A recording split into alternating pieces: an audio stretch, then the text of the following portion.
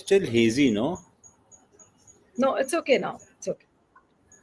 नमस्कार, Okay, स्वागत है आपका सॉरी नमस्कार, स्वागत है आपका जनगणमन 24/7 पर। सिर्फ आपसे एक ही गुजारिश है कि मेरे चैनल को आप सब्सक्राइब करें, लाइक करें उस कंटेंट को और अपने जाने वाले लोगों के बीच में इस कंटेंट को सर्कुलेट करें, क्योंकि आपको पता है कि अगर आप बेबाकी से अपनी बातों को रखते हैं तो ऐसे प्लेटफॉर्म्स को रोका जाता है, उनकी रीच पर लिमिट्स लगाई जाती हैं ताकि कम से कम लोग देख सके। तो आपसे केवल इतनी ही गुजारिश है कि मेरे चैनल को आप सब्सक्राइब करके और इस कंटेंट के लिंक्स को सर्कुलेट करें ज्यादा से ज्यादा लोगों में, ताकि लोग इस चैनल को देखें। आज का बड़ा मुद्दा है, ट्रंप को ललकारा है ईरान के सुप्रीम लीडर आयतोला खोमेनी ने।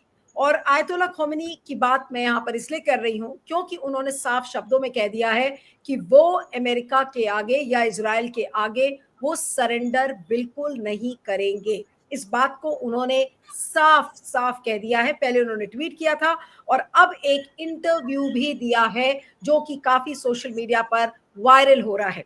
अब इसके डिटेल्स में अब आपको बताती हूँ। ईरान के सुप्रीम लीडर आयतोला खोमेनी ने बुधवार को साफ साफ कहा कि ईरान कभी सरेंडर नहीं करेगा। अमेरिका अगर इस युद्ध में इजराइल की तरफ से कूदा तो पूर्ण युद्ध होगा, अमेरिका को बड़ा नुकसान उठाना होगा। इस बीच रूस और तुर्की ने इजराइल और अमेरिका को भी चेतावनी दे दी है। अब खोमेनी ने बुधवार दोपहर बाद ईरान की जनता को टीवी के जरिए संदेश दिया और उसमें उन्होंने तमाम बातें कही। अमेरिकी राष्ट्रपति ट्रंप 2 दिनों से ईरान और खोमेनी पर बयान दे रहे थे। इजरायली प्रधानमंत्री नेतन्याहू उन्हें खत्म करने की धमकी दे रहे थे। सुप्रीम लीडर ने अपने संबोधन में उन्हीं बातों का जवाब दिया है। ट्रंप ने कहा था कि ईरान को बिना शर्त समर्पण कर देना चाहिए। ईरान पर इजराइल का हमला एक बहुत बड़ी गलती है। अब खोमेनी ने क्या कहा? उन्होंने कहा कि ईरान थोपी गई शांति या युद्ध को स्वीकार नहीं करेगा। ट्रंप की धमकियों का जिक्र करते हुए उन्होंने कहा कि जो लोग ईरान के इतिहास को जानते हैं वे जानते हैं कि ईरानी धमकी की भाषा का ठीक से जवाब नहीं देते हैं। उन्होंने इस बहाने अमेरिका को एक सख्त संदेश भी दिया। उन्होंने कहा उन्हें ट्रंप को पता होना चाहिए कि ईरान आत्मसमर्पण नहीं करेगा और किसी भी अमेरिकी हमले के गंभीर अपूरणीय नतीजे होंगे। खोमेनी के संदेश की 3 खास बातें क्या हैं? उन्होंने अमेरिका और इजराइल को कम से कम 3 संदेश भेजने की कोशिश की है। संदेश नंबर 1, ईरान अमेरिका के साथ अप्रत्यक्ष परमाणु संधि पर बातचीत कर रहा था। इस दौरान ईरान की ओर से किसी भी सैन्य या कठोर कार्रवाई का कोई संकेत नहीं था, लेकिन इजराइल ने उस संधि को रोकने के लिए ईरान पर हमला किया। दूसरी बात, अमेरिकी को पता होना चाहिए कि ईरान आत्मसमर्पण नहीं करने वाला है और किसी भी अमेरिकी सैन्य हस्तक्षेप के नतीजे कल्पना से परे भुगतने होंगे। और जो चौथी बात, अमेरिका भागीदारी इजराइल की कमजोरी का संकेत है। उन्होंने ईरानी नागरिकों को एकजुटता का संदेश भी दिया है। और इसके पहले अगर आप याद हो तो खोमेनी ने बुधवार सुबह ही फारसी, हिब्रू और अंग्रेजी में कई ट्वीट किए थे जिसमें उन्होंने साफ साफ कह दिया था कि ये युद्ध की शुरुआत हो चुकी है। अली खैबर में जुल्फिकार के साथ आए हैं और इस ट्वीट में उन्होंने खैबर और जुल्फिकार का विशेष रूप से उल्लेख भी किया था। तो क्या ये खोमेनी यानी कि आयतोला खोमेनी ने क्या एक ओपन धमकी डोनाल्ड ट्रंप और इजराइल को दे दी है? क्या ये एक बड़ी चुनौती ईरान और इजराइल के युद्ध में दिखती है? अब हमारे साथ इस समय अंतर्राष्ट्रीय मामलों के एक्सपर्ट और लेखक और वरिष्ठ पत्रकार संजय कपूर जी हैं। संजय जी, आपका बहुत बहुत स्वागत है। Thank you so much for joining. Ayatollah Khomeini का ये इंटरव्यू आप कैसे देखते हैं? क्या ये एक ट्रंप और ईरान इजराइल दोनों को क्या ये एक ललकार है? नीलू जी, बहुत बहुत धन्यवाद, आपने मुझे बुलाया। मुझे लगता है कि इस समय बहुत गंभीर साइकोलॉजिकल वॉर चल रही है। अमेरिका और इजराइल बार बार धमकी दे रहे हैं कि हम आपका असैसिनेशन कर देंगे, आपको रिजीम चेंज कर देंगे। उसका जवाब खोमेनी ने दिया है कि हम सरेंडर नहीं करेंगे। सरेंडर की डिमांड तो इन्होंने करी थी, ट्रंप जी ने करी थी। इन्होंने सबसे पहले तो ट्रंप को जवाब दिया और ये भी कहा कि इन पर भरोसा करना ख़त्म हो गया है, क्योंकि अगर आपको याद हो तो अमेरिका और ईरान में बातचीत चल रही थी और मेरे ख्याल से साइन करने की कगार पे थे। एक दिन बाद तक अगर मामला रुक जाता या इज़राइल को अपनी कमज़ोरियों का एहसास ना होता या इनसिक्योरिटी की वजह से अगर युद्ध नहीं चालू करा होता, तो संभव है कि ईरान और अमेरिका के बीच में संधि हो जाती न्यूक्लियर मामलों में। परंतु मुझे लगता है कि जो इज़राइल है उसको, जो ईरान के पीछे पड़ा है, वो सिर्फ़ परमाणु बम का कोई मतलब नहीं है, उसके पीछे कहीं और उनकी एम्बिशंस हैं जो कि वैसे सैटिस्फाई नहीं होंगी। तो अभी जो बात करी है ट्रम्प जी ने, ट्रम्प कोशिश कर रहे हैं कि किसी तरीके से युद्ध से बचें। और अभी मैं उनका बेटे का स्टेटमेंट पढ़ रहा था, एरिक ट्रम्प का, तो वो फरमा रहे थे कि my father is opposed to a war, पर when he if he gets into it like to behead somebody. तो इसका मतलब क्या है? कहने का मतलब ये है कि लड़ाई तो नहीं करना चाहते हैं, परंतु अगर गए तो बख्शेंगे नहीं किसी को, इन दोनों सज्जनों में से एक को। अब देखने वाली बात है कि नेतन्याहू की बात कर रहे हैं या वो बात कर रहे हैं इनकी अयतुल्ला खमीनी की। संभवतः जो पूरा माहौल है वो अयतुल्ला खमीनी के बारे में बात हो रही है, परंतु माहौल जितना ज़्यादा खिंचेगा उतनी ज़्यादा लोगों की नाराज़गी बढ़ेगी ट्रम्प की तरफ।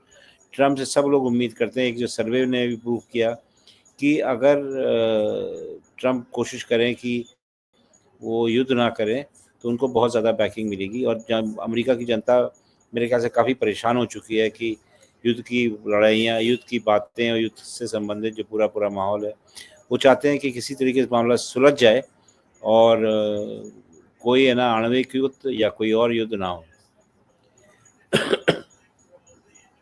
लेकिन क्या ये एक धमकी नहीं दिया है? क्योंकि मैं देख रही हूँ जो खबरें अमेरिकी अखबारों में भी हैं और न्यूयॉर्क टाइम्स की ही एक रिपोर्ट है जिसका हेडलाइन है, Iran's supreme leader threatens irreparable damage if US joins war. अब खोमेनी के इस इंटरव्यू के बाद का असर आप क्या देखते हैं? क्या होगा? क्या इतनी आसानी से इज़राइल मान जाएगा या इतनी आसानी से अमेरिका मान जाएगा? क्योंकि ये तो एक ओपन चैलेंज है, खुली चुनौती है जो आयतुल्लाह खोमेनी ने दिया है और उन्होंने अपने देश की जनता को भी कहा है कि सब एकजुट हो जाएँ।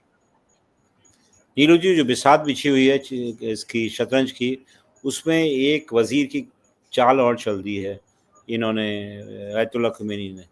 और जब वो कह रहे हैं कि कोई चीज़ बहुत इर्रिपेयरेबल हार्म होगा अमेरिका के, तो अमेरिका के ऊपर, तो वो बता रहे हैं कि उनको ये पता है कि कहाँ पे अमेरिका के बेसेस हैं, कहाँ पे वो लोग बेसेस को उड़ा सकते हैं, कितना नुकसान कर सकते हैं। और बेसेस ही नहीं, उनके कई सारे जितने भी एलाइज़ हैं उनको भी समेट सकते हैं। वो ऐसा गंभीर युद्ध होगा जिसमें कोई भी अछूता नहीं छूटेगा। लेकिन अब बाकी देश जैसे कि टर्की है और रशिया ने भी धमकी दी है एक तरीके से और चुनौती दे दिया है। तो अब ऐसे में ये पूरी लड़ाई आपको क्या लग रहा है कि यहाँ से और ज़्यादा लड़ाई तेज़ होगी या फिर वाक़ई में ईरान ठीक है अभी बड़ी-बड़ी बातें कर रहा है लेकिन अल्टीमेटली उसको सरेंडर करना ही पड़ेगा, जिस तरीके से जियोपॉलिटिकल डायनामिक्स इसके बनते हुए दिख रहे हैं?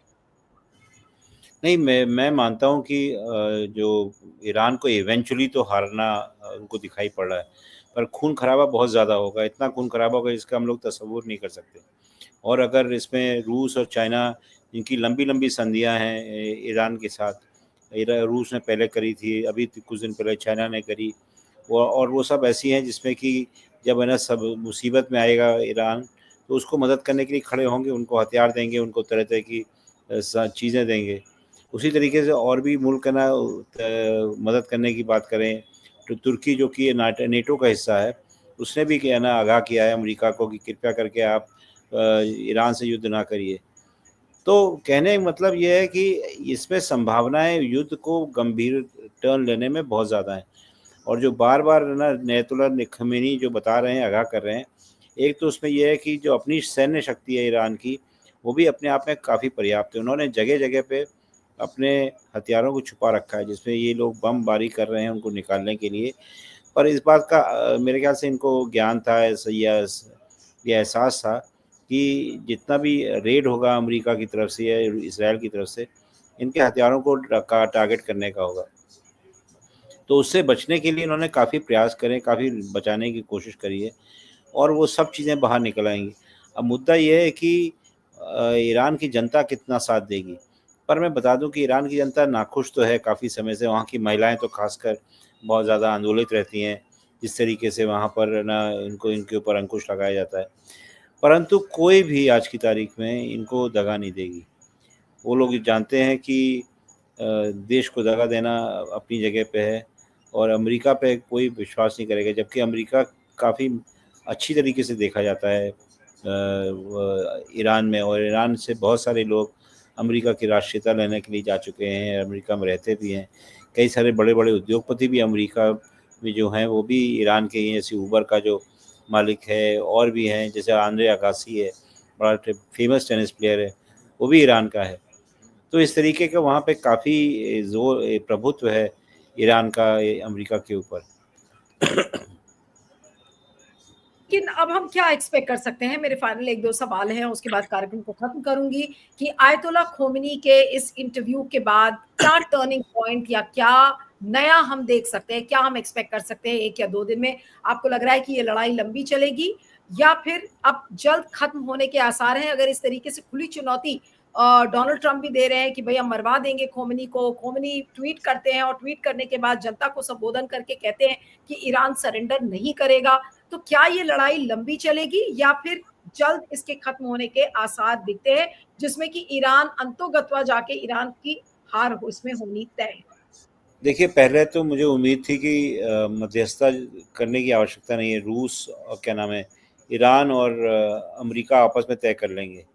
परंतु जब से ये गाली-गलौज का पूरा-पूरा माहौल बना है कि अब है ना डोनाल्ड ट्रम्प भी उनके ऊपर आरोप लगाने लगे हैं, वो भी कहने लगे हैं कि इनकी मैं हत्या करवा देंगे, जो भी करेंगे उनको हटा देंगे या सरेंडर करो, ये सब चीज़ें जो कह रहे हैं, उसमें मुझे लगता है कि किसी की मध्यस्थता ज़रूरी होगी अगर वो चाहते हैं कि युद्ध रुके।